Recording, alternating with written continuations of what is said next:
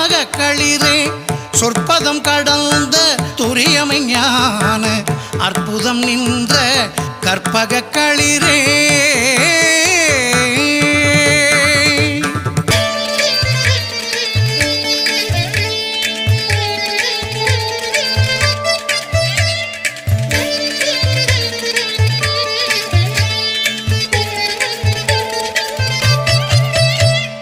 முப்பழம் நுகரும் மூஷிக வாகன